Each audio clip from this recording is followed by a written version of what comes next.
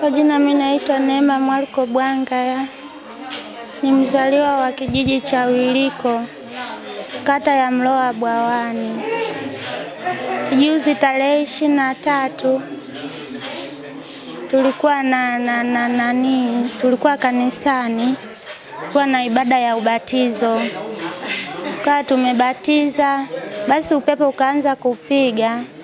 Basi sikujua ile sijili niangukiwa na nini mpaka nini, kwa nashtuka niko huko hospitalini.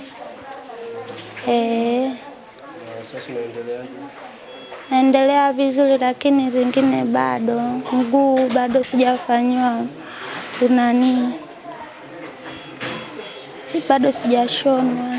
Mimi katika pande nilikuwa kanisani, tulikuwa tuna ubatizo. Upepo ukaja ukaangusha kanisa, likanipiga kwenye mguu.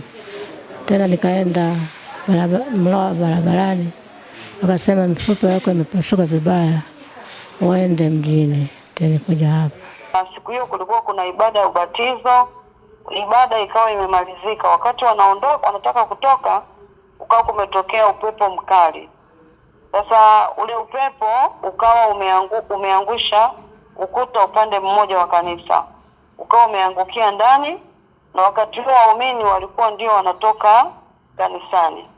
Kwa hiyo baada ya kuanguka ukuta huo kulitokea madhara kadhaa, ikiwemo watu wengine kuumia, na tulikuwa na majeruhi ambao walipelekwa kwenye zahanati ya Wiliko, baadaye wakapelekwa kwenye hospitali ya wilaya yenye jirani na hiki kijiji pale Mloa. Lakini pia katika dhoruba hii ambayo imetukuta, tulipata wenzetu 4 waliweza kupoteza maisha, ambapo mwanaume mmoja na wanawake 3. Na nadhani ukienda pale ukishuka kwenye ile eneo la kanisa utakuta ni eneo wazi. Kwa hiyo upepo ulikuwa umezidi kwenye ile eneo kwa sababu ni eneo wazi. Kimsingi halina miti mingi, kwa hiyo kanisa lilishambuliwa kirahisi.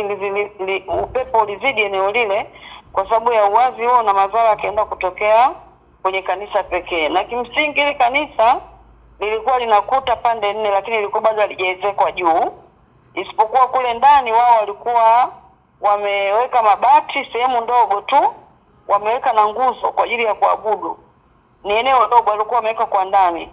Kwa hiyo ukuta ulioanguka ni ule ukuta wa nje ambao ni matofali za block.